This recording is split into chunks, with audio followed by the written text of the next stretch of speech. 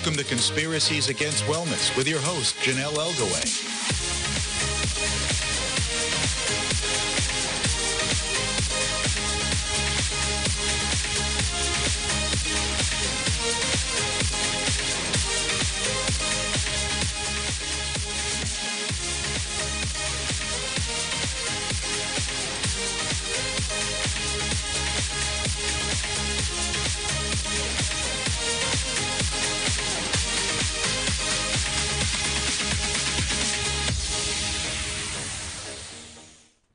Good evening. Welcome to Conspiracies Against Wellness. I'm your host, Janelle Elgaway. If you have a question, please call in at 415-915-2291. I found out today Dr. Forrest Tennant office was raided by the DEA. A little background on Dr. Tennant. He is an internist and addictionologist who specializes in the research and treatment of intractable pain at VRACT Intractable Pain Clinics in West Covina, California. Dr. Tennant started his pain clinic in 1975, originally focused on treating the pain of cancer and post-polio disease. He has authored over 300 scientific articles and books. Dr. Tennant is a member of the American Academy of Pain Medicine, the Academy of Integrative Pain Management, the American Pain Society, and the American Society of Addiction Medicine. He formerly served as a medical officer in the U.S. Army and U.S. Public Health Service and was a consultant on the U.S. Food and Drug Administration, National Institute on Drug Abuse, Drug Enforcement Agency, LA Dodgers, NFL League, and NASCAR. And he also is editor-in-chief of Practical Pain Management Journal. Tonight, we are having a special show because of what happened with Dr. Tennant, and also so we can all learn a little bit more about, what is going on within the United States concerning opioids. Our two guests tonight are Dr. Thomas Kline and Andrea Anderson. How are you both tonight? I'm doing very well, thank you. Great. Can you please tell me a little bit about your professional background? We'll start with Dr. Kline. I've been practicing for 40 years. I practice primary care medicine, but for a limited population of people with long-term illness. Okay. So I'm still a primary care doctor, but a specialist at the same time. And what about you, Andrea? My professional background is as a consultant to medical and legal firms regarding personal injury due to car accidents or work-related accidents or medical malpractice. I do record review and inform attorneys regarding laws that are applicable in each case. Okay. So today, many of us found out that Dr. Forrest Tennant's office was raided by the DEA. Andrea, would you please tell us what happened and why his office was raided?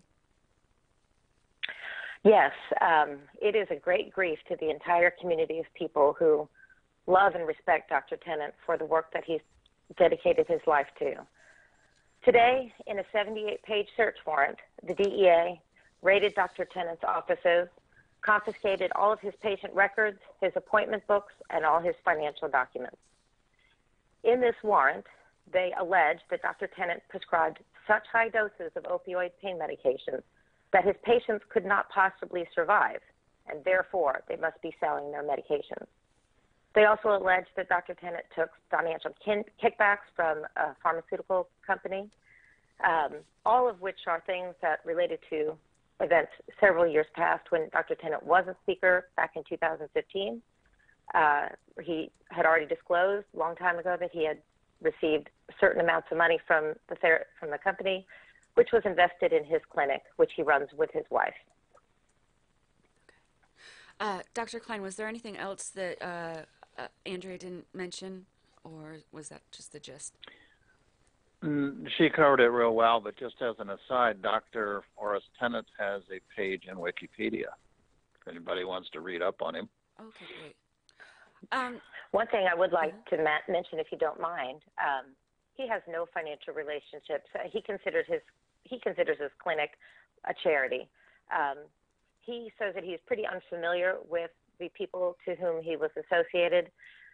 In the search warrant, it alleges that the DEA has been investigating him since 2015 and tangentially targets a drug trafficking organization involving a pharmaceutical company and then multiple prescriptions who are filled through this particular pharmacy. For some reason, they're focusing on Dr. Tennant. But he says he's unfamiliar with the named parties in the suit and has no financial relationships with them. Is this a normal thing? The odd thing that the... Go ahead. Go ahead. I was just going to ask, is this a normal See, thing? the odd thing that the DEA can close your practice down and not file any charges against you. It's kind of like the TV shows, charge me or let me go. Not charging somebody is pretty serious, breach of legal procedure, in my view. Well, what does that mean if you're not charged? On the legal side of this, unfortunately, as part of receiving a DEA license, physicians grant them access to their medical records of their clients and their financial records. So technically, unlike any other type of seizure or raid where you would need to find a warrant that was based on credible evidence that something was, being done improperly, the DEA doesn't have any, there's no burden on them to receive a warrant and prove probable cause before they raid an office. They are allowed to go in, raid the office, essentially shut it down for could be years while they go through records, destroying the livelihood of our physicians, and then eventually come out and say, well, there's no charges. Dr. Tennant has not been charged with a crime at all. So this is raid first, figure it out later, which is a standard that nobody else in the United States is subjected to except for our DEA licensed physicians. So is this a normal thing amongst doctors in today's age? Dr. Kline, would you like to answer that? The DEA, along with Medicare administration or any other federal agency that does business with me or I do business with them, has the prerogative to come in and look at my records. That's fine. But when Medicare wants to look at my records, they send me a letter. They don't come in with SWAT teams and multiple vehicles with lights flashing, multiple agents, usually the local police. And they come with administrative warrants, which are not signed and are not under probable cause, and they cannot actually enter your premises without permission. The other interesting thing is the medical records belong to the individual. I see patients and I write their charts. It belongs to the patient. I am That's exactly right. called the keeper. I'm the keeper of the records. So the question is, when you haul off private property that belongs to patients, one, they don't really can't get medical care, and number two, if the DEA or Medicare administration or anyone else wants to see records, they always ask for copies, and that protects the patient record. Right. So I make copies. What the DEA is afraid of is that doctors will run around in the middle of the night, change all the records. So they just take them all, kind of like when they took all the records from Enron, or the FBI takes records from crooked companies in New York that have nothing to do with medicine. But this is the practice of medicine. This is a different thing. Right. And the DEA, you're absolutely right about that. In case anybody doesn't know, your patient records belong to you as the patient. In this case, they actually haven't said that Dr. Tennant can't operate his clinic, but effectively they have kneecapped him by removing all of his patient charts. Any of his patients can contact the DEA, and they will return each individual's records to them directly. And Dr. Tennant is asking all of his patients to do that, to contact the DEA, get their medical records, and bring them back so he can continue treating them. Even in the face of all this, Dr. Tennant is not going to stop caring for the people that he believes are the most vulnerable in our society, and he is not going to be stopped. But he does need his patients to get their records and bring them back. Has something this big ever happened to any doctor in the United States? Or is this like a normal thing? Or is this like rare? No, it's not rare. The DEA's job is to save the nation from dope fiends, and that's how they see it. The DEA was formed in 1970 by Richard Nixon, who, according to John Ehrlichman in 1994, 25 years later, who confessed that Richard Nixon was only after political enemies, and this gave him an excuse. For hippies and left-wingers, it was marijuana. For black folks, it was cocaine. So if a group of people were holding a meeting, you could bust in and claim they were smoking marijuana or using cocaine, and you could arrest them on other charges. The DEA was also given a lot of extraordinary police procedures. I had a lunch once with a federal police officer who kind of confessed to me that the DEA really is out of control. And if they were to behave like the FBI properly, then there wouldn't be as many problems. But there's a federal position that doctors have caused the opioid epidemic that's been going on for 100 years. But the new goat is doctors, and there's no real proof for that. Of course, doctors trying to defend themselves always kind of sound like, oh, yeah, right, you're not guilty. But we're actually not guilty, and there's a lot of data to show that we're not guilty. But it's the federal stance and to go after doctors, and that's just what the FDA is doing. I'm sorry, the DEA. Right. If I may just add, Sure. There's another trial that just rested today of our Montana doctor, Chris Christensen, who has been in an almost a month-long trial over the same types of charges that Dr. Tennant faces at the moment. Originally, the deputy county attorney filed 440 felony counts against Dr. Christensen for every prescription that he wrote to, I think it was 16 patients. Which is an unbelievable assertion. As the trial approached, they knocked it down to 22 counts. But Dr. Christensen has been without his records, his livelihood, for years now. And today it went to jury, and we're all looking forward to his exoneration over charges of somehow creating addicts or treating them without proper care. Are people there's often no cleared? evidence for it. Are they cleared, the doctors often, or no? I'm sorry? What was the question? The cases I know of, there was a doctor in the Midwest that some of his patients went out and died, and they had prescriptions for pain medicine. It's not real clear if they died from that, but they had blood tests, and so they accused him of murder. He got, it was manslaughter. They charged him with 3 counts of manslaughter. It took 3 years, as the case that Andrea was mentioning up in Montana. And by 3 years, without your practice, the fellow in Montana had to declare bankruptcy. And the doctor in, I think it was Iowa, was finally let off by the jury. They said, this is crazy. Go home. It was too late. See, the trials drag on for years, and I don't know why, but they always drag on for years. It seems like 3 years is the magic number, and that will bring most all doctors to their knees.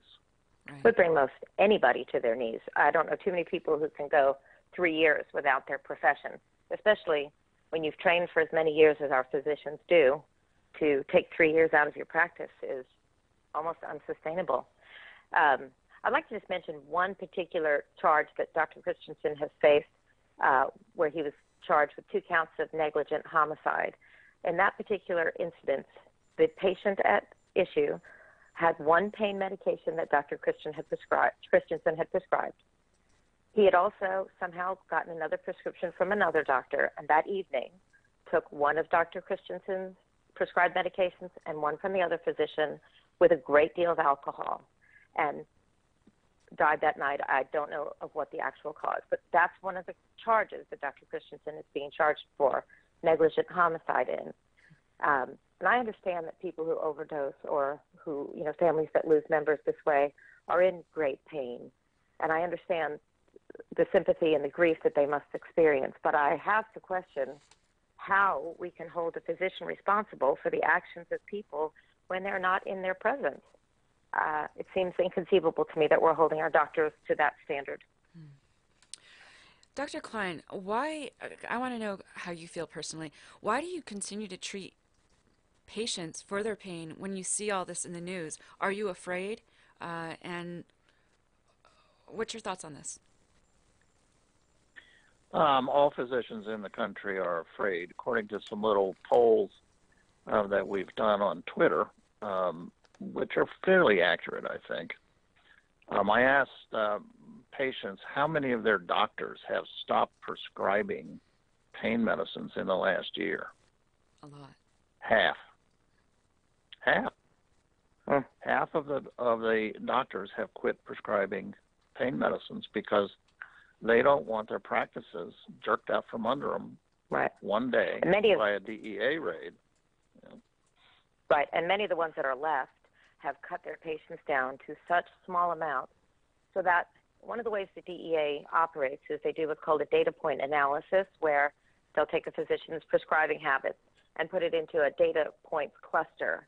And where every doctor wants to be is in the middle of the cluster, for the safest place. You know, nobody wants to be the outlier in terms of the number of prescriptions that they wrote or the number of milligrams that averaged in their prescription.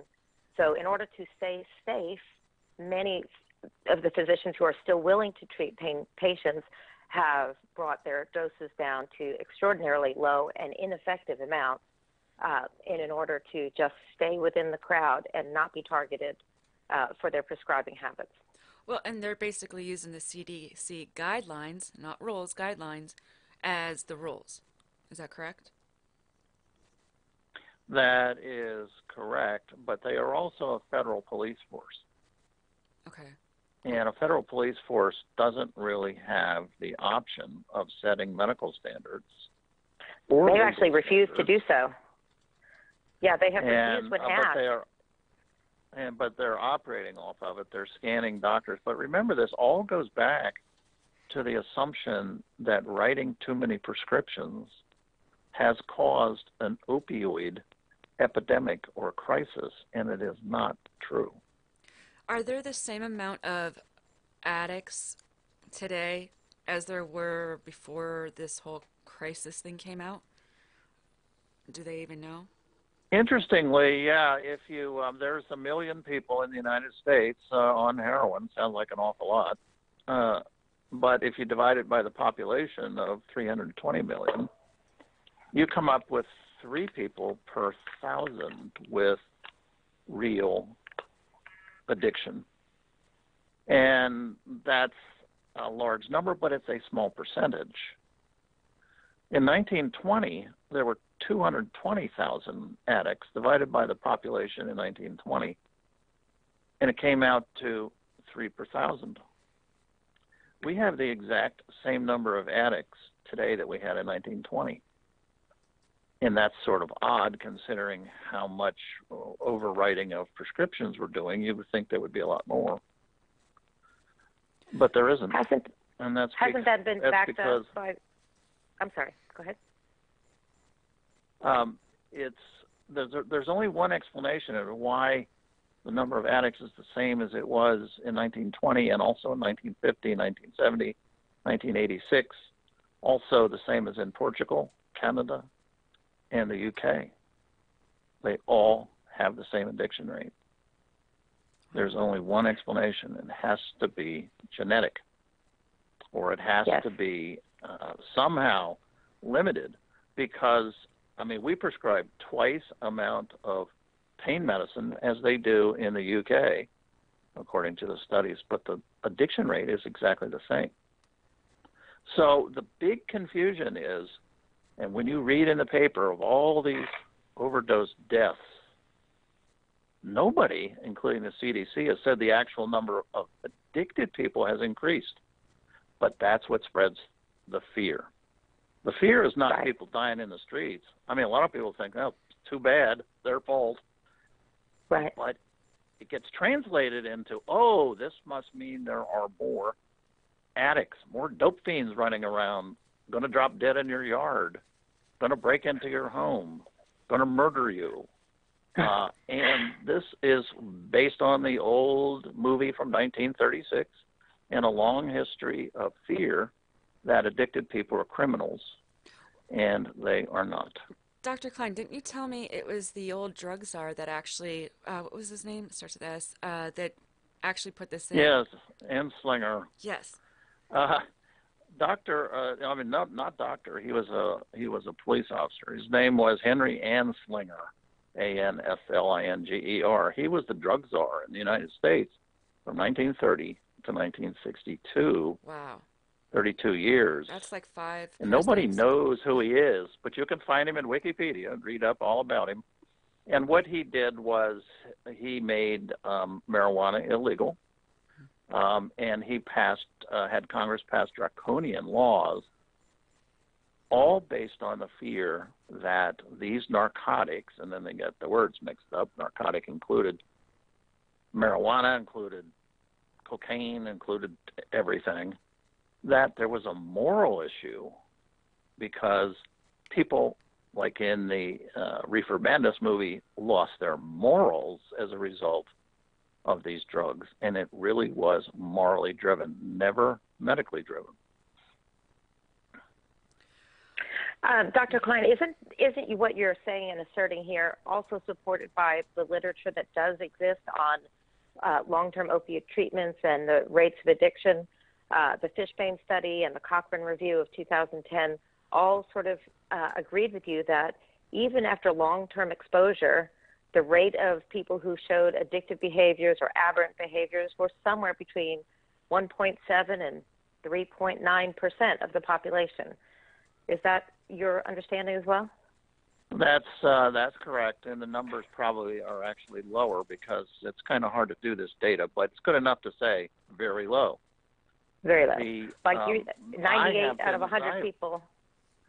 I'm sorry, you've often been quoted as saying 98 out of 100 people use all of their medications properly as prescribed and never show any sort of aberrant or misuse. That's correct. And as a matter of fact, once a person is on opiates and they're doing okay and they're not addicted, they never will become addicted because they don't have the brain chemistry alteration that's necessary to have addiction. If the brain chemistry alteration were not there, and half the people in the United States should be out shooting up. Well, if anybody that's ever had surgery, right, theoretically, we should all be addicted, right, if we were exposed once. Right, and, it's important to look at things medically. We use a criminal model. We need to use a medical model. What is addiction? Is it a disease? It definitely is a disease. There's 800 papers written on the brain abnormalities in addiction. It runs in families. It starts on a very tiny dose. That's why you hear all the stories of, it just started with a prescription. That's true. But it's like the old sex education we had many years ago. We just believed if you didn't tell teenagers about sex, they wouldn't have it. That didn't work too well. So it's the same sort of thing. What kids in high schools need to know is if you've got a high school with 1,000 kids, 4 of them are going to develop a serious addiction and end up on the streets. How do we stop that? Well, what the government thinks is just tell people not to take drugs, and that doesn't work because the United States is the world's 3rd highest user of illicit drugs. We're drug takers, and we've always been that way. So you can't tell kids not to take drugs or not to have sex. You could just tell kids, okay, here's the reality of what's going on. If a person becomes addicted, it'll be when they take some opiates or even alcohol, and all of a sudden they're off on a magic carpet ride. Whereas the other kids are laughing and having a good time, but they're really not on a magic carpet ride. Right. The description of people when they first become addicted is just hard to believe. It's almost like a religious, magical fantasy experience. Hard for us to understand because we haven't had it. But when you're 14 and you're having it, you just figure everybody's doing this, so, wow, I don't want anybody messing with my stuff. But that's only 4 kids out of 1,000 in high school. So they all need education about, hey, I think George over here is on a magic carpet ride. And you got to nail them fast because the drive is so powerful. That's what addiction is. The drive is so powerful. One addict that I spoke to was on the streets for many years, said when he was 14, he drank 3 beers. Within 2 days, he was looking for hard liquor. And from then on, he was looking for this tremendously wonderful feeling that people get. And as bizarre as that sounds, that's the disease. We have one other disease that's similar. It's called Prader-Willi, and it's in children. And they have an unbelievable seeking for food, to the point their parents have to actually put Prader. It's the same kind of weird drive. So could I comment on what you just said? Can I? Go ahead. Go ahead. We have 2 callers. Do you mind if I put some people through? Because I knew. Is that okay? Wonderful. Sure. Okay, give me 1 second here. Caller from area code 734. What's your name and where are you from? Hi, this is Suzanne from Michigan. Hi, Suzanne. What's your comment or question? My question is, I've been listening and I have my head full of all kinds of stuff right now because I just found out about everything a little while ago. But my question is how much, first of all, is there anything any of us can do to help Dr. Forrest Tennant? And is there anything that we can do so that people aren't so afraid? Because I'm a very avid advocate, and even now I'm afraid. I've got a stomachache because of this now. I'm like really afraid. Andrea, did you want That's to? so kind. Say for me to tell the people that I help.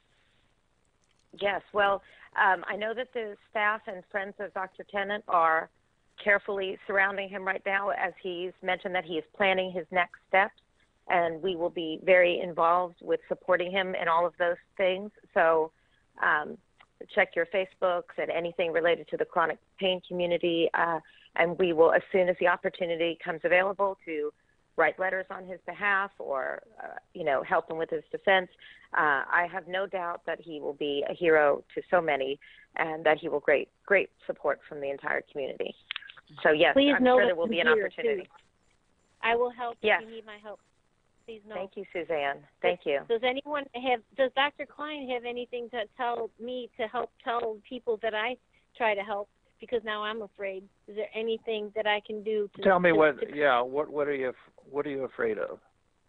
I guess I'm just like sick to my stomach, I guess, that your medicine's going to be taken away? we're all afraid of the DEA Right. breaking into our doctor's office or our home or something like that, when I'm afraid to even I only have a little bit of medicine. And I don't even keep it here because I'm scared. I have 2 days worth at a time because I'm afraid now. Like, I have a big voice. I'm out there and I'm trying not to be scared, but now I am. Well, the people to go to in the United States, we still have a democracy here, and we still have separation of branches of government. The DEA is part of the executive branch of government. The people that control and keep them in check are the legislative branch of government.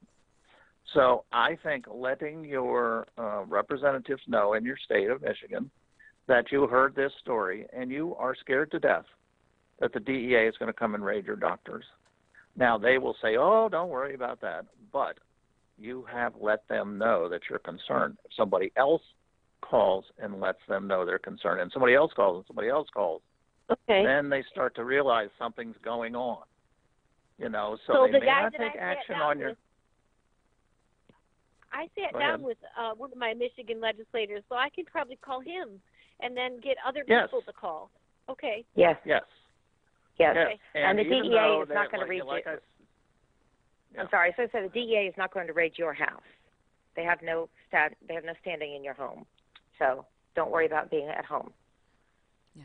You're not the licensee. But my doctor even said to me the other day, I don't know, he looked really sad because he knows I have Ehlers-Danlos and RSD systemic. I have a lot of stuff in RA, and he looked at me and he said, I know you really need it, but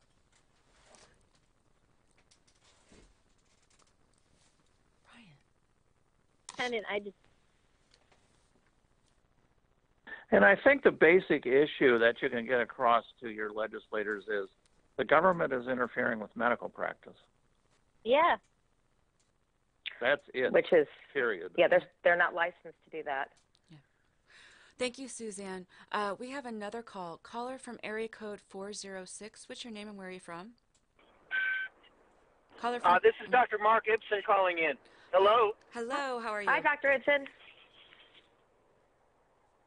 I'm calling with a question about the crime of witness tampering. Dr. Tennant was in Montana testifying for Dr. Christensen on Monday.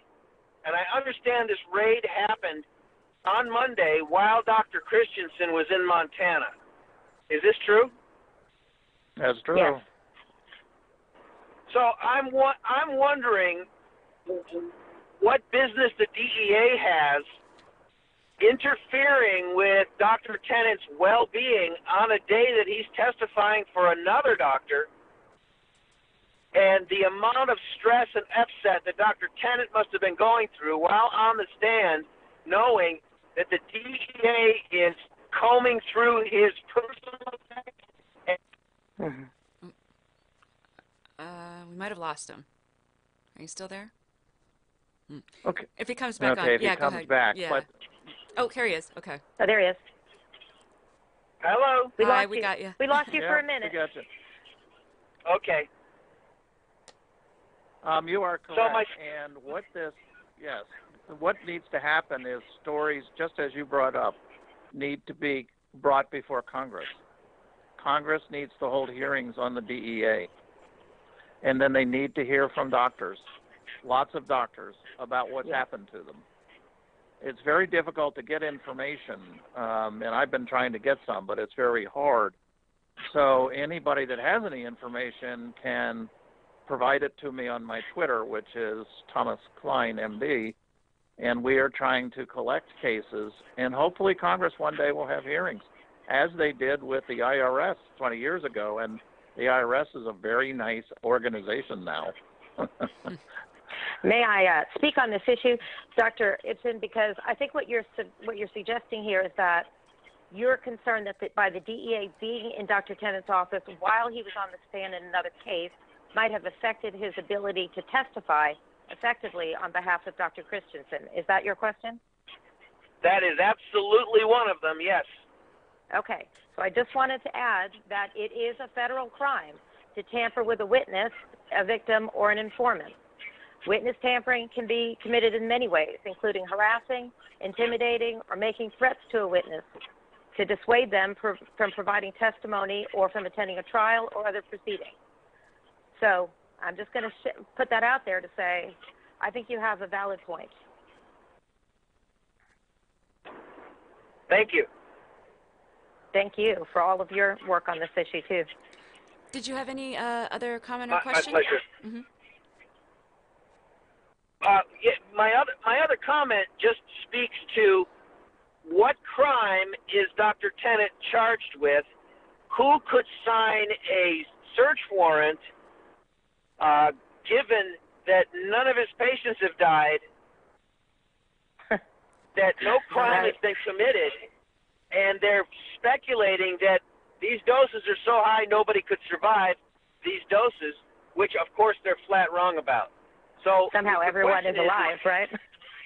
Right. This is a fishing expedition, and so how can the DEA pull off a fishing expedition of this scale without some collusion by someone else in the judicial branch, like a judge, saying, well, yeah, go ahead and search. We think there might have been a crime, but we can't find one, so here's all your records back. And is that going to take 2 years, which it does with every other doctor that's been raided? Yes. Right. Yeah, no, Dr. Tennant has warrants, not been charged with a crime. Yeah, Just and to say warrants that, he generally has have not to be charged. specific. You can't take a warrant and go to somebody's office and say we want to see all your charts. You know, Well, that's you have what they to did. specify which. you have to specify which chart you want to watch. Yeah, this Well, is allegedly, a serious problem, you know. yeah, and allegedly he took payments or something like that from what was it Inca? Oh, from 2015. Yeah, yeah. Dr. Ibsen, would you say that it's true that Dr. Christensen hasn't actually been accused of a crime under a specific statute in terms of prescribing habits, or there was nothing in Montana at the time that said that this was a crime and this wasn't, right? There's no actual statute that he's been charged under. Correct. He has not violated any particular state statute. He was accused of violating the Controlled Substance Act in that they said he was dealing drugs and not participating in a practice that's legitimate. But not actually finding any real statute in the criminal code that they could charge him. However, no state statute in any criminal code. Right, but he is in a criminal trial, or his criminal trial defended and has gone to the jury, right? That's correct. Summation has occurred. It was a brilliant summation by his attorney. And the amount of lying happening from the prosecution was stunning. Just stunning. Wow. Well, we are certainly hoping for the best for Dr. Christensen. Thank you. The world is full of opiate refugees right now. There is no one to treat them. And Dr. Tennant's patients are now, they were opiate refugees when they went to him at the third degree. Now, people from Montana who are refugees from Montana who went to see Dr. Tennant in California are now without anyone to treat their pain. And suicides will ensue. Yes. That's terrible. Terrible. Thank you so much, Dr. Ibsen, for calling in. We appreciate your comments and questions. Have a good one. God bless, and God bless us, everyone. Yes. Amen. Yes. Thank you. Okay, we have another call. Caller from area code 802. What's your name and where are you from? Hi, this is Tammy, and I'm from Vermont. Hi, Tammy. What's your comment and Hi, question? Tammy. Oh, wait, is this Tammy Hale? Hi. Oh, hi. This is Tammy Hale. Yes. Hi. Hi there, guys. I'm glad Dr. Ibsen spoke before me. As you guys know, my husband committed suicide after being abruptly discontinued from his opioids about a year ago. And I want to make a plea to everyone listening to please reach out to your senators and your Congress. We're making a trip in late November to speak to them personally. I'm going to do it over the phone, but they need to hear our stories. They need to hear our voices. We need to let them know what is happening. It is not okay. And if we don't reach out, it's going to keep happening. The suicide rate is just going to keep going up. Yes, absolutely. Thank you, Tammy. I have someone who told me they went to their legislator about this issue, and the legislator said, people aren't beating my door down about this. So there's the cue. Really? Wow. There's the there's cue. the call In to other action. words, one person goes in, okay. Two people go in, oh. 3, 4 people go in, oh, wow, this really is a problem. Yeah. So it is, it's nerve-wracking to call legislators' offices, but they're all very nice. And you can call in and just say, I'm concerned about this. And then they'll say, well, thank you. Then they keep a little tally sheet. Okay, Senator, this week we had 200 phone calls about this, a problem. And so all of a sudden, then it becomes a legislative priority. And believe it or not, legislators really are interested in solving problems. But it's better to have groups. Yes, and may I just say from my past experience legislatively that for every one letter a legislator gets, they presume that there are at least 100 constituents who feel the same way but haven't written in. For a personal visit, they're going to assume that it's 10 times as many. So by just speaking up and walking in, you can affect a great deal of change for even the people who are unable to physically make themselves get to a legislator's office. Those of us who can should.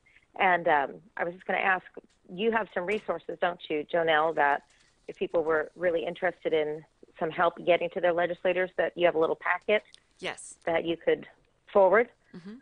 So Yeah, if anybody wants to, too, so if they want to give me their information, either through social media or whatever, yeah, we will be having a packet of all of this information together that you can have. My email is Janelle, JONELLE.E@conspiraciesagainstwellness.com.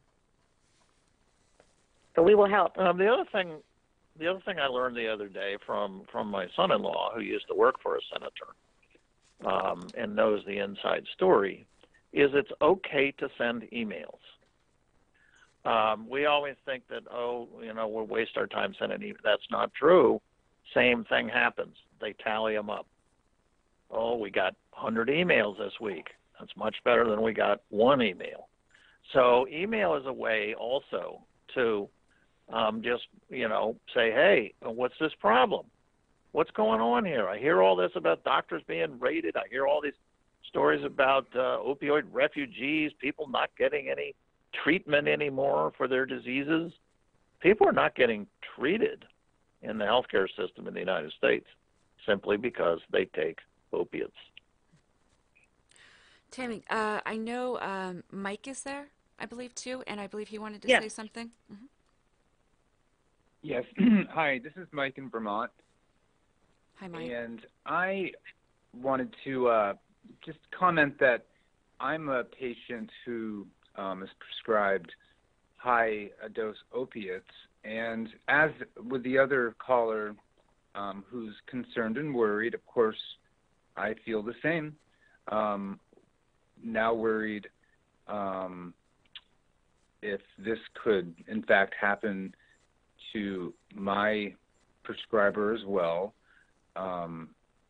And, of course, I would like to support in any way possible as well.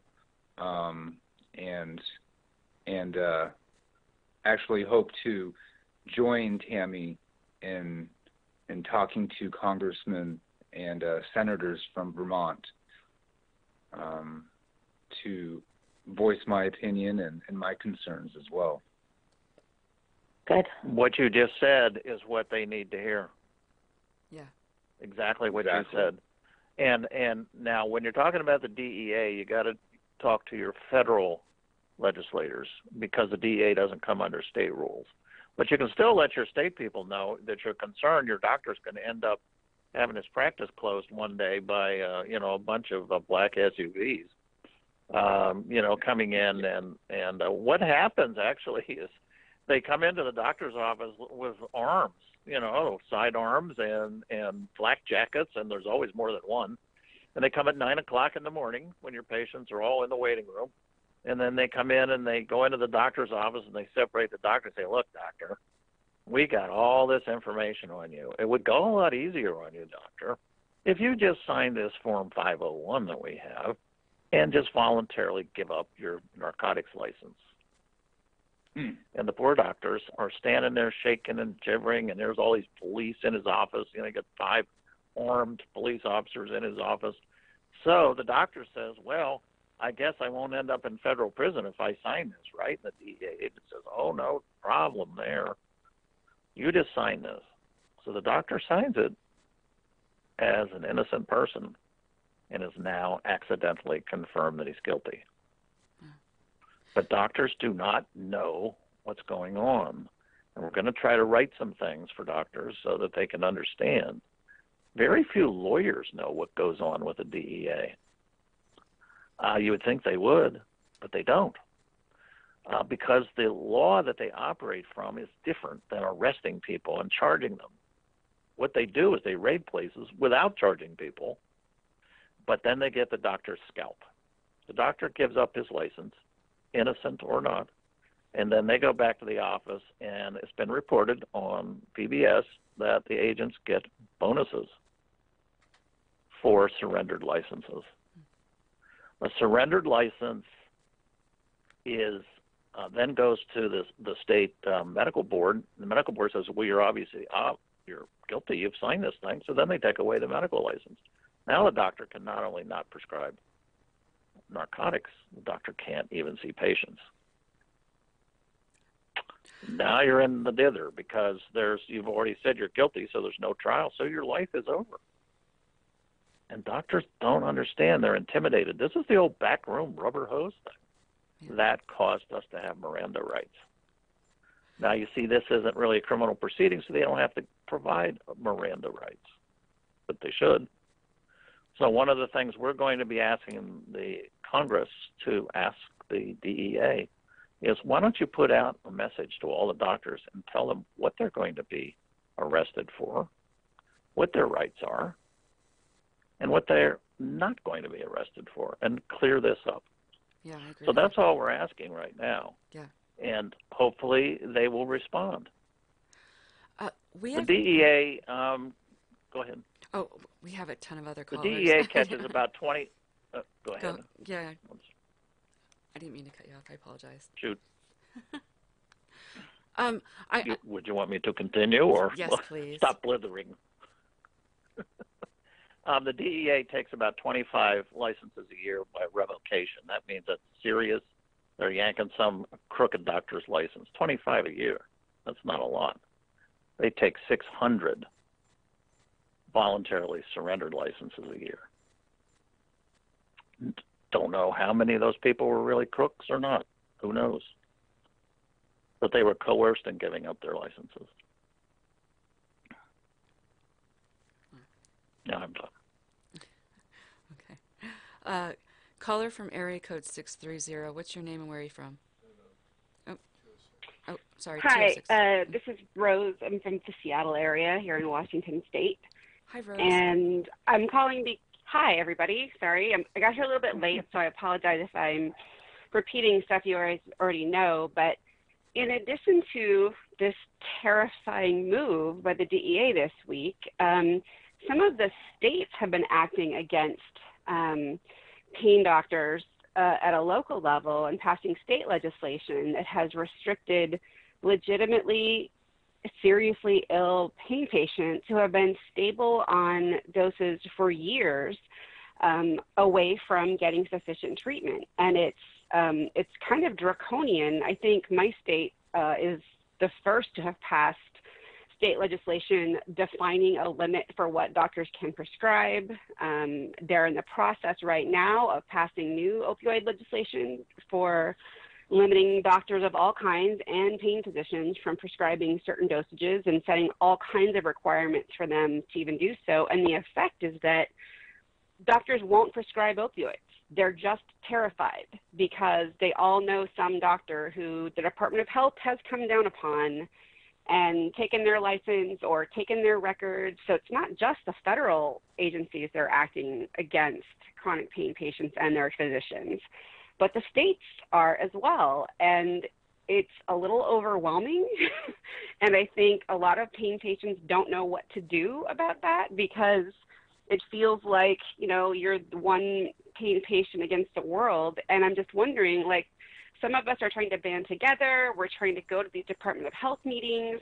We're trying to make sure that the physicians and the agencies who are passing these rules see the faces of pain patients. And I'm just wondering, can you guys give us any guidance on how to be the most effective we can be at both the state and federal levels for those of us who are legitimately ill and not addicts against this seeming overwhelming force? I don't mind taking that. Go ahead, Doctor. Go ahead. Dr. Head. Okay. Well, no, ladies first. You're so kind. Thank you. As Rose has just pointed out, it is crucial that we be informed. Many states are implementing individual state policies at the State Board of Health level. And it's very important, if you're interested or concerned about this issue, that you, number one, investigate very thoroughly what your State Department of Health opioids initiatives may be. And that information isn't always readily available. You may have to do a lot of digging, but at least 20 states have pending opioid policies on the books. 17 states have already passed laws. So if you would like to have a voice in how your state votes on this issue, you've got to be informed. The second thing you can do is use bill tracker software to plug in for your state the issue of opioids and read what current bills might be in front of the House or the Senate. And then you take action, whether you can send an email, as Dr. Kline said, if you can write a letter, if you can visit your legislators in their home offices, or if you can go to the Capitol as a group. Any and all of those things are valuable, and you must put a face on your pain. At the moment, people hear about chronic pain, and it just sounds like people who are complaining about a little arthritis. But there's a great difference between pain and intractable pain, which is a type of pain that can kill because it is a disease of its own. It has no cure. It causes blood pressure, hormone reactions, cardiac events, and must be treated. But if we don't put a face on that type of pain and suffering, we may well be swept away by the anti-opioid movement that we're all currently experiencing. So the things that you've done, Rose, sound fantastic, and I would encourage everybody to follow your lead. Oh, thank you. I will say, as a person, I'm nearly 50. In my lifetime, I've had a number of sports injuries and surgeries and had pain treatment over the years. And then once I got diagnosed with some incurable autoimmune disorders that are just going to get progressively worse and more painful over time, all of a sudden it's like I have a little red dot by my name. Oh, she takes prescription medication for pain. Ooh, I don't know about her. Even though, I have a clean record, I worked in high tech for 25 years. I'm a legitimate tax-paying voting citizen and all that.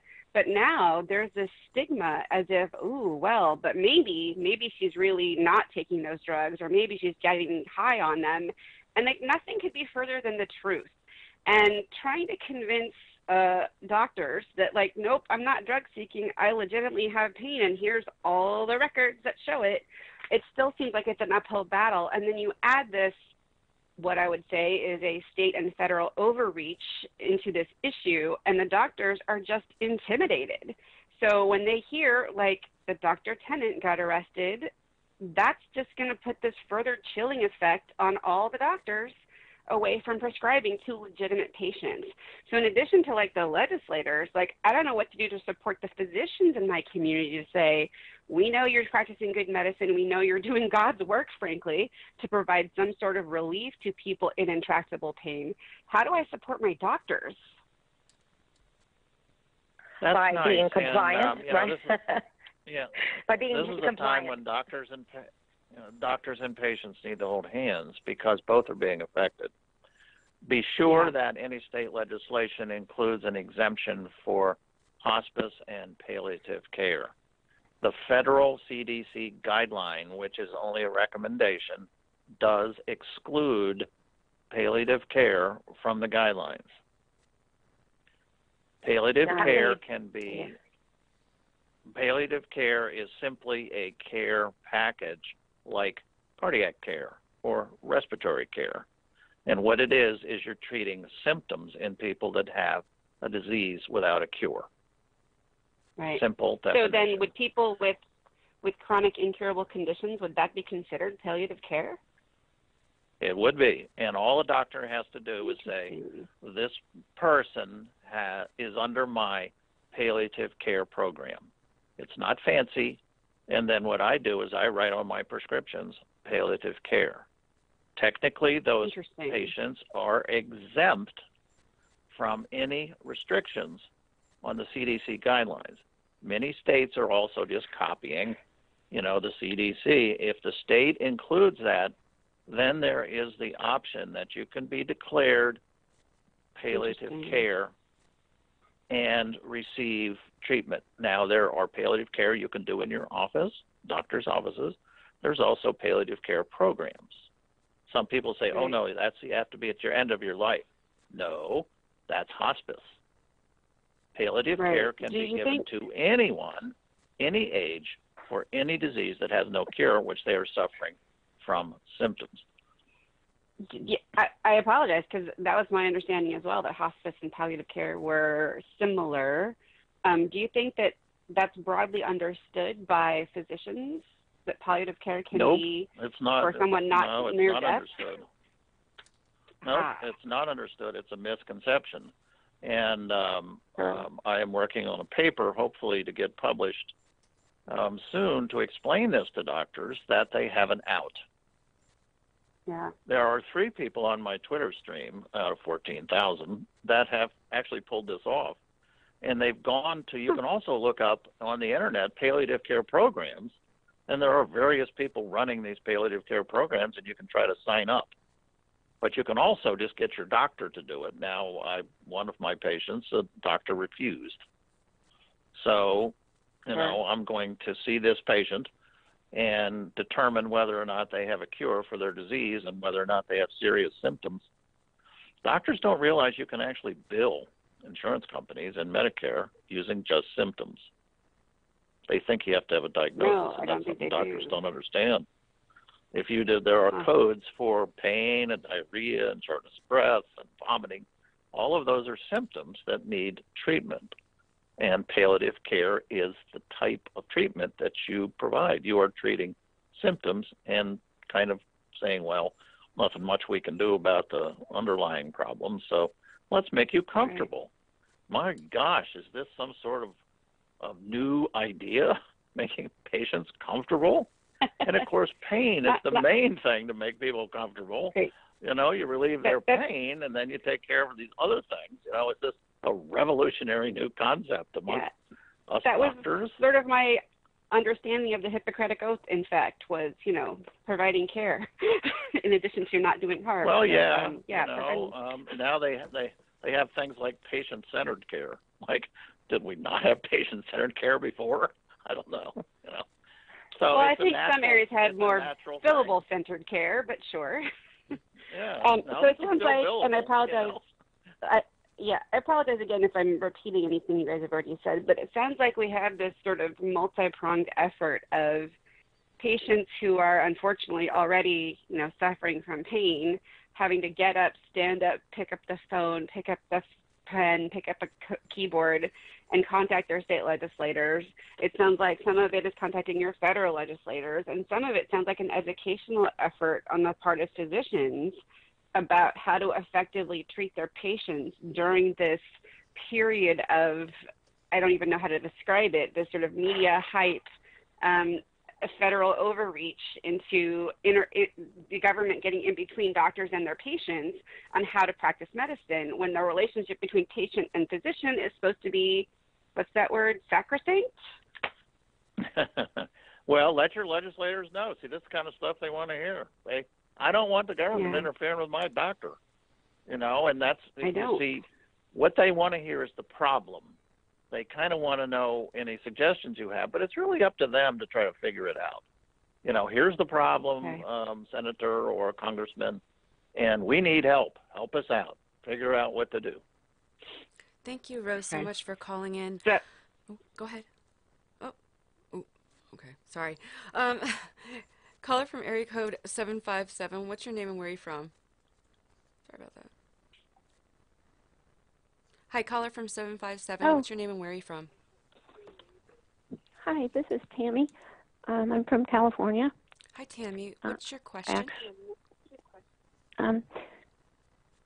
I apologize. I do suffer from intractable pain, and I have almost like seizure episodes from neurological damage. So when I'm starting to have this pain, I have trouble communicating. So excuse me for just a second. I wanted to just ask or make a point about two things. One was about the blanket treatment that the government or the CDC is trying to impose upon people. And with people that have like the cytochrome P450 deficiencies, how no one metabolizes things the same way. And I don't hear them talking about that a lot and how that tremendously can affect the medication, the ratios of medication, how your body does metabolize it. Thank you. And I wanted to know what Dr. Kline. Yeah, they have not brought that up. Only 80% of people are treatable below their cutoff. 20% are not, and they are in the group you were in with these enzymes. And this is an example of the government interfering with the practice of medicine by trying to use one number. If the government wants to use one number, then the average height of a woman in the United States is 5'6". So we should just make all the clothing in the United States for women 5'6". The military can make all the uniforms for people 5'6". All the designers can make all their clothes for people 5'6". That's what happens when you try to apply an average to a whole population. And so you are suffering along with a lot of other people. And worse than that, I just found out today, reading a press release on the day the CDC guidelines were published from one of the chief CDC people, that these guidelines were only when you start an opiate. Only when you start. And that's reasonable. When you start, you got to be careful not to give too much. They never said these cutoffs applied to people already on treatment. But the wildfire broke out, fanned by opioid fanatics, opiophobics, we call them, fanatics, a small group of doctors in the United States, many of them in the state of Washington, by the way, who started this. Pain is not important. It's much too dangerous. You'll become addicted and die. So let's just stop using pain medicine. So the whole thing got off on the wrong start, but it became an excuse that, oh, the CDC says this. Well, first of all, the CDC has no authority to change any prescription medication and make any recommendations about upping the dose, downing the dose, taking drugs. Only the FDA can do that. The group of doctors that wanted these, that got the changes through the CDC, took the same changes and presented them to the FDA, the proper agency, 3 years before the regulations came out, and the FDA said these are not scientific, and we are denying all of them. So all of the things that you hear that the state legislatures are picking up on were already found to be unscientific by the FDA. Anybody wants to Google that, just Google 2012-P as in Paul, -0818, and you can read the letter the FDA sent to the doctor group, telling them that all of the things they presented were unscientific. And all of those things ended up in the CDC guidelines. Thank you, Tammy, so much for calling in. And we have one more caller, area code 630. What's your name and where are you from? Hi, this is Sally Balsamo. I'm from Chicago, Illinois. Hi, Sally. And I just wanted to offer a resource, if I could, to you and your listeners. I'm with a group called the Alliance for the Treatment of Intractable Pain, ATIP, and we're a grassroots organization that includes researchers, physicians, pain patients, their allies, and our focus is really on ensuring that we can help to maintain the best quality of life for people who are living with chronic pain conditions. I have trigeminal neuralgia, which I've had for 10 years, and I also have adult onset Still's disease, which is a form of rheumatoid arthritis. So I'm with the organization, but I'm also a pain patient. We are new. We've had a very strong response to some of our calls to action. So we are moving as quickly as we can to get information and resources out to our members. They can visit a Facebook page, and again, it's called the Alliance for the Treatment of Intractable Pain. We have a Facebook page with a couple of articles and calls to action. There will be a lot more information added within the next couple of days. And you can contact us via that Facebook page and request additional information. And we have some information packets that we can send out to you that you can use for contacting the media in your area or the legislators in your area. And I would just have to say from my personal experience, I found it much, much easier to contact my state legislators than to contact my federal legislators. And as Dr. Kline said, they've all been really super nice, and many of them are actually grateful to have people from the community come to them and say, hey, this is an issue within your constituency. We need your help. So again, Alliance for the Treatment of Intractable Pain, go to Facebook and just continue to watch that space. And thank you very much, all of you, for helping to communicate this issue. Thank you. Thank you for your information. I appreciate that. So I wanted to ask you guys something. So, like, people in high levels of pain, I mean, what basically is happening now if their meds are taken away? What's going to happen to somebody? Well, I don't know. We know that 24 documented cases of suicide have occurred simply because they were cut off from their medications. These are people that do not have mental illness. They have chosen, planned, talked it over with their family, and found the final solution. I don't think many doctors understand what it's like to be in this much pain, but I think everyone can remember a time when they were in awful pain and how it felt to get relieved with a pain medicine pill. And imagine that happening again, only this time they deny you the medication. That's scary. Yes. We need to put this more on a human basis, for God's sake. You know, Right. I mean, Yes. we're having meetings about pain, books about pain, congressional hearings about pain. This is insane. Can I contribute a little bit to this conversation on the complications of intractable pain? Please. Dr. Tennant wrote a wonderful handbook called the Intractable Pain Patients Handbook. And many, many pain patients have a handbook for survival, in 2007. And in it, he lists the complications of intractable pain. Totally untreated intractable pain, according to Dr. Tennant, will cause death within days to weeks once it starts because of something called the cardiac adrenal pain syndrome.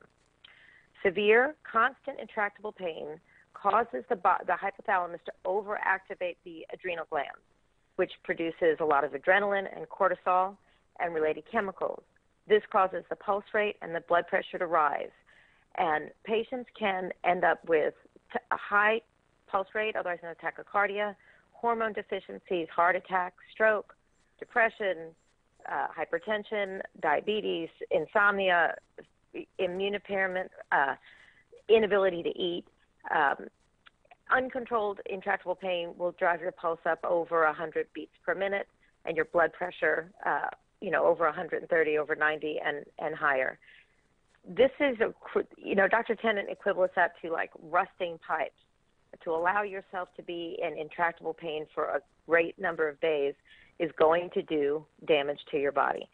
So it's not like it's a matter of just pull yourself up by your bootstraps and, bite down on a bullet and you'll be fine. If that were true, most patients wouldn't put themselves through the hoops that they have to jump through in order to obtain pain relief. But it's actually unbearably and unlikely to be survived unless it's properly treated. Okay, thank you. Yeah, and it's just basically inhumane. There's nobody else in the world doing this. It's against United Nations regulations. And last time I checked with Org in his cave 5,000 years ago, they were treating pain with opium plant extracts. The United Nations actually has a statement on the undertreatment of pain, where they have said that it's time to demand that all pain patients be treated. And they actually said that, let me give you the exact quote, the poor availability of pain is both perplexing and inexcusable, and that, yes, it's akin to torture. I mean, there's a reason that pain is used in torture because it I'm so sorry, breaks guys. people down. I'm so sorry. We put a Yes, caller through so- by accident, and I don't think they know they're on. Oh, I'm I sorry. apologize. I didn't mean to do that. Caller from Well, area let code them talk 909. then. Sounds like they know what they're doing. Go ahead. Hi, you're in on queue on area code 909. What's your name? Where are you from? I apologize. I didn't realize you were in already. Hi, my name is Kathy Keene. Mm-hmm. Oh, hi, Kathy. Hi, Kathy. Can you hear me? Yeah. Hi. Yeah. I'm I advocate online all the time and Twitter, and I love you, Dr. Kline. Hello. Oh gosh. Thank you. Anyways, no, you're amazing, and I appreciate you standing up for all of us, even though it could cost you your practice. And Dr. Tennant, what happened to him today is beyond criminal. Anyways, I'm wondering, because I'm coming in late on this, because I just wrote, I sent something publicly on Facebook to Congress, to my senator, blah blah blah. Anyways, what do you think would be the most effective steps next to try to? I know we're just spinning our wheels, I feel like, and until we really get in front of, the media, I don't think that, I don't know, I don't think we're really, really being heard.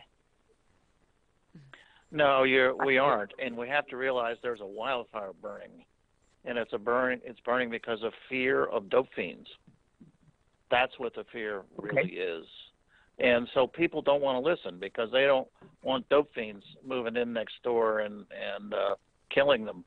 So the way to do it is our legislature. That's how we Americans get things done eventually. And so I'm thinking more and more, I would advise people, just get on the email.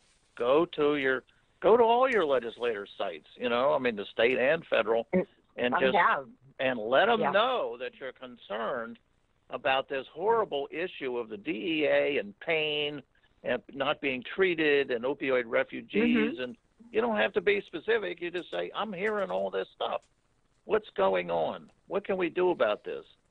I've suggested that people picket. In Poland, they wanted to outlaw abortion, and so all the women got out in the street, and the next day they backed off. It's important to try to become public as well. But if you had to do one thing, it'd get on the email. Thank you for calling in with your questions. So what are we going to, does it matter who we hold accountable for this? How are we going to start changing this? How far is this going to go?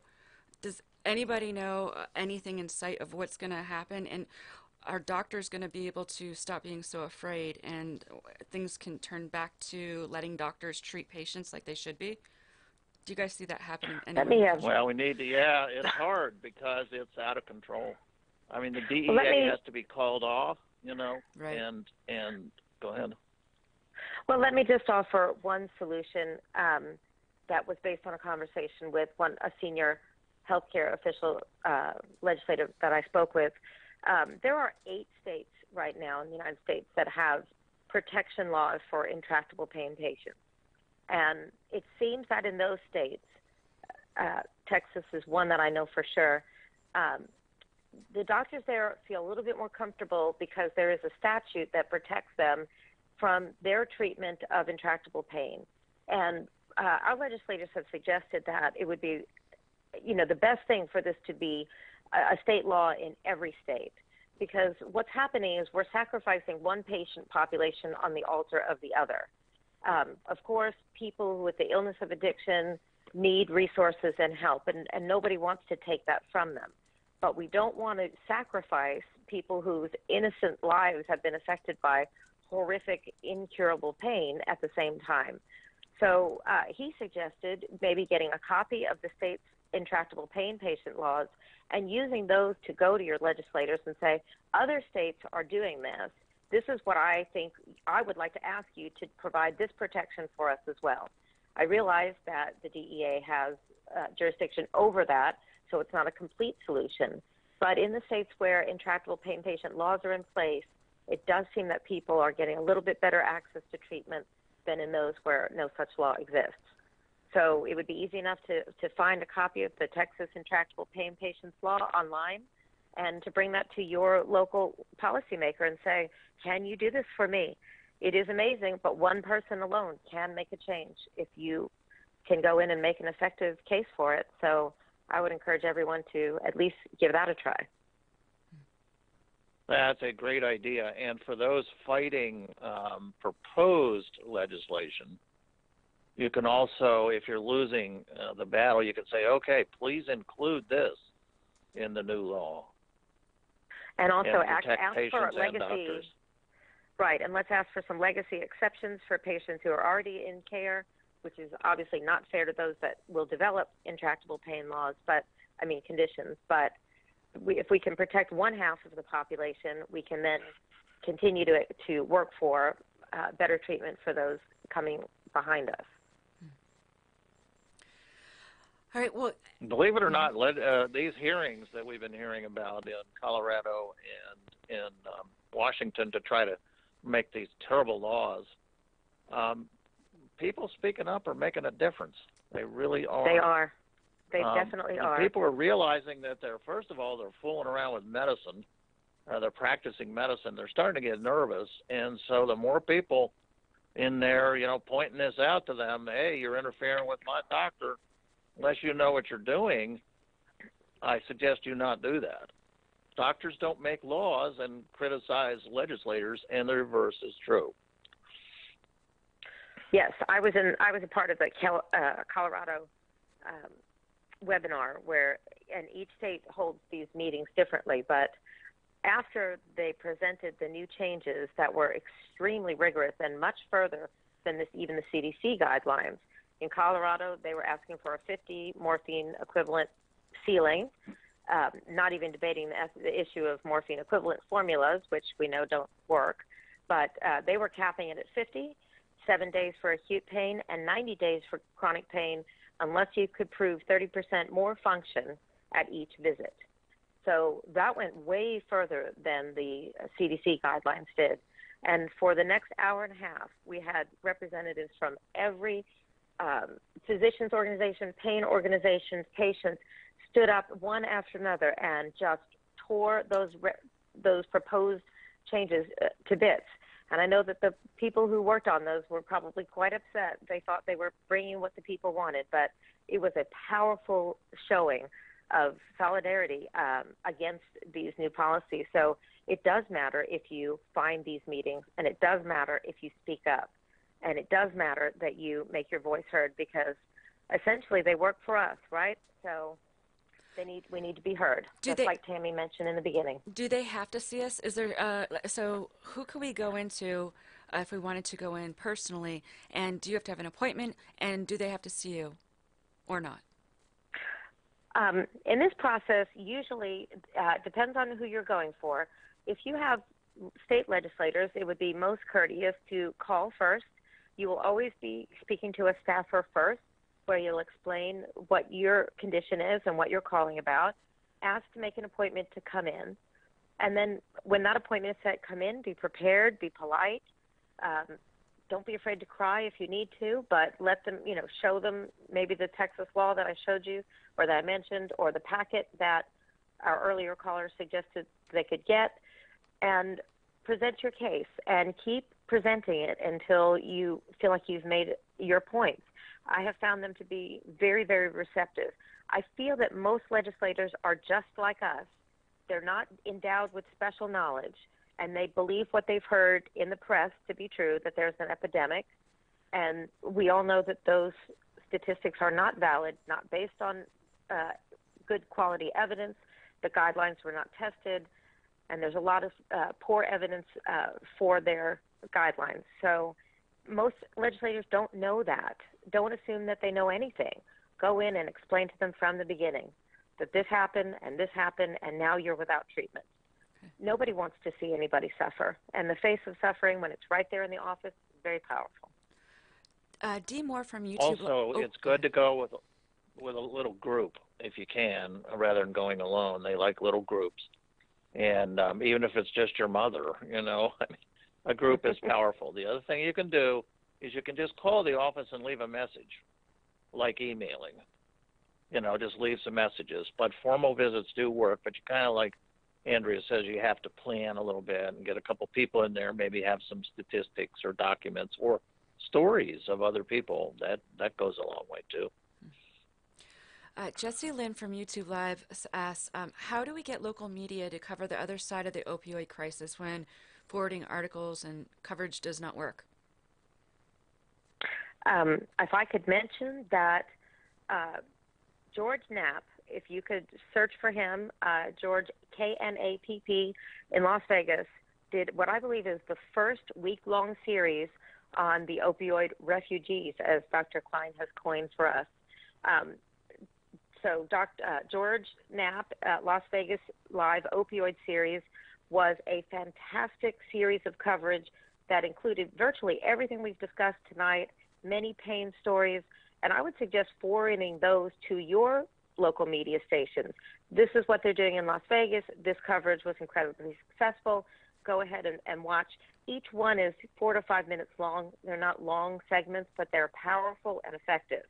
And I believe that once other media outlets see that the story is changing, and I do think it is, I think people are tired of the opioid epidemic, and we bring a new side to this conversation. And so forwarding those videos to media, I think might be the most effective way right now to get picked up, and then offer that you have a personal story that you'd be willing to be on camera or interviewed. If you have other people that you know, include them in that group like Dr. Kline just mentioned. It helps if you give them a story. So use George Knapp's series and give them a story. Kelly Thornton asked... I agree. Go ahead. She just, because I know, Dr. Kline, you could answer this.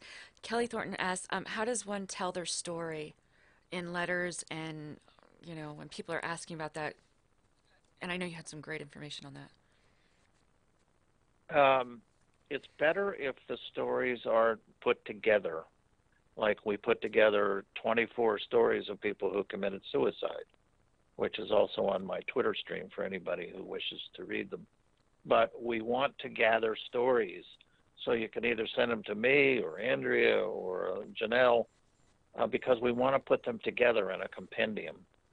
Single stories aren't as powerful, but 20 stories is very powerful, because then people go, oh, this is really true. This is what's really going on. So if you have a little story, just do a couple of paragraphs, and you can find me on Twitter at Thomas Kline, MD, or Janelle has just given you her information. So get hold of us, and then we will tell your story for you. You can always try for a newspaper, but again, it's good to have a group of people. If you got 5 or 6 people, that's much, much better. And one other thing that seems to be very effective is writing back in the comments of articles that you've read, whether to rebut and provide alternative information, or to say, that was an excellent article, I'd love to follow up. Can I call you and tell you my story? Or can I send it to you in a quick email? Journalists are always looking for new material, new stories, something they can write about. So following up in the comments section, either positively or negatively, can also open doors for you to tell your story. So don't forget to comment articulately and well, and you might find some doors opening that way.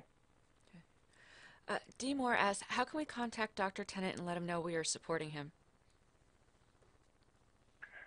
I would suggest at this moment calling his office number, or I honestly, I don't know that I should speak for that. He has a website, foresttennant.com, DTENNANT, and you might be able to reach him there, or just stay in touch with Janelle's website or her Twitter feed, and as soon as we have a place for us to send information, Dr. Tennant, we will make that available. I wanted to give each one of you guys, the last say. Dr. Kline, would you please, let everybody know, something that we've missed, or just like closing statements for tonight, because we've covered so much stuff, and I wanted to thank both of you for coming on, by the way. But what would you like everybody to know before we get going here? There is no opioid epidemic. There is no opioid crisis. It's all an exaggeration of the facts. The facts are there in the CDC stuff to look at. For example, the increase in deaths is 1 person per 100,000. That's not an epidemic. That doctors are not responsible for this. I mean, I would do a mea culpa if I thought I was, but I'm not, nor is anyone else. Most all the drugs on the streets get there illegally, not from doctors. And everybody needs to speak up. We need to have a mass demonstration by email and phone calls to legislators, not worrying about them saying, oh, I'm going to do something. They just need to know. A lot of people are concerned about the interference of the practice of medicine and the effect that it's going to have on you as a patient now and in the future. They're not even giving out pain medicines in emergency rooms or after surgery. This thing has gone off the cliff. Mm-hmm. Definitely. Have you ever seen anything like this, Dr. Kline? No, in my 40 years of practice, this is the worst thing that's ever happened. There have been 5 drug wars, starting with Dwight Eisenhower and moving up through the ranks, 5 of them. But nobody's ever really been harmed. This time, people are being harmed for the first time because of the CDC suggestions, they're not regulations, and the fact that it unleashed a prejudice against people who take opiates believing they're all dope fiends. There are 10 chronic pain patients for every 1 addict. It's 10 to 1. But the Salem witch trials ended when a pastor wrote in and said, are we going to continue to hang 10 people to find 1 witch? And that's what's happening. Thank you. Well, I'd like to just my closing statement. Of course, there's so many things I'd like to say in agreement with Dr. Kline. The opioid epidemic is really an epidemic of illicit fentanyl and its analogs, which are easily obtained through the dark web, manufactured in China and shipped over here.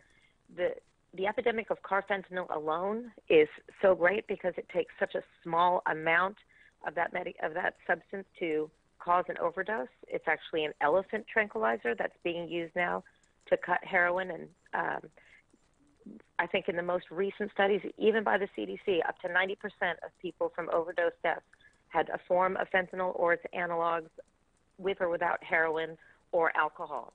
So most of the overdose deaths that we're seeing are either from these very dangerous street drugs or through what they call polysubstance deaths. But I would like to just on a personal note, when I speak with my legislators and my physicians, I make the point that Tammy Hale has made before as well when she talks about her husband, Doug, who did choose the final solution, that by removing a patient from their medications, they give us only 3 choices: to suffer and to die from the side effects of pain itself, to be forced into using those same street drugs that this whole movement was supposed to prevent, and then likely becoming a victim of an overdose because those medications are not safe and not regulated, so we have no way of knowing what's in them. So the very actions taken to prevent overdoses may in fact cause them. Or the third, which is to end your own life. So which would be a greater epidemic than any overdose epidemic that we might be seeing? So as I mentioned before, it's just improper to serve one patient population by sacrificing the other. And why can't we treat both with appropriate treatments given their individual needs? And I've never had a legislator argue that point with me. Thank you. Nicely put. Thank you. Well, I just wanted to say thank you both for coming on. This was short notice. You know, I didn't expect to be able to whip this up this quickly, but you guys were both awesome, and we had a ton of comments on YouTube, so I'm seeing, everybody was very happy, and they thought the information was great. I really appreciate it, and again, just thank you both for coming on and spending the time and sharing the knowledge and telling us about Dr. Tennant. Thank you for the opportunity. It's been a pleasure. You're welcome, but you have not received my bill yet. You're right. What is it, a quarter? Janelle, what is your YouTube channel for those of us who would like to meet with your... Yeah, it's go ahead. It's Conspiracies Against Wellness live stream. I put it on all my social media accounts. I have it on there too as well, so you could see it. Okay. But you could get to it through great. through the website, or you could just go to YouTube. Either way.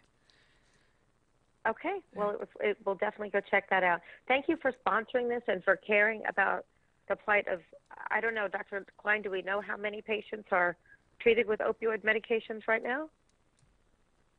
We have a pretty good number. 9 million in the U.S. require opiate treatment out of 25 million that have serious pain. So about a third need pain medicine around the clock. And according to 2 independent surveys, 2/3 of those, that's about 6 million, are looking for doctors because they've been cut off. Well, let's say thank you then to the doctors refugees, that are... Yeah, let's just take a minute to say thank you to every physician out there that continues to be brave in the face of this and treat the patients who are suffering. We appreciate you very, very much. Yes, I agree. Thank you. And Dr. Kline, there's a ton of people saying that you get paid in donuts. Yes, jelly donuts. Jelly donuts, I think. Everybody's saying jelly donuts, do you right? You know what the DEA is? It's the Donut Enforcement Agency, and I am scared to death. Well, we wouldn't want that. That's so funny. We're all going to go have a donut on your behalf, Dr. Kline. Exactly. Thank you. All right. Thank you guys so much, and I appreciate coming on again. Con Nation. Okay. Con Nation, I just wanted to thank everybody for tuning in. This is so important. I think a lot of us, I know Dr. Tennant, this happened the other day, but I found out myself. So as soon as I found out, I was in shock. And I started sharing it and everything like that. And then we kind of just threw this show together around 5 o'clock this evening. So apologize, it's not like the normal prep that I normally do. And I wanted to, everybody that commented, called in with questions, thank you so much for doing that. If you have any comments or questions that I didn't answer or get to on the feed, please feel free to go ahead on social media and just contact me. I can get it to whoever you have the question for. And I just want to say, again, I hope you all have a good night. Don't be afraid. But one thing we need to do is get together, come together, unite on this. This has to be a movement. It is the modern day civil rights movement, basically. And that's what's going on right now.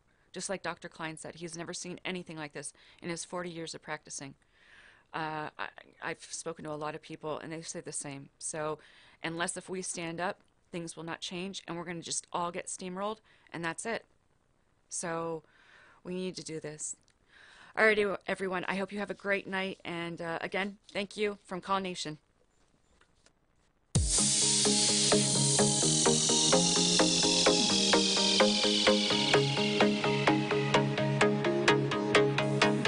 Listening to Conspiracies Against Wellness with Janelle Elgaway. Join us next week to get in on the conversation.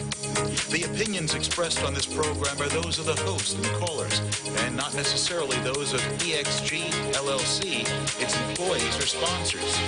I'm David Chipp.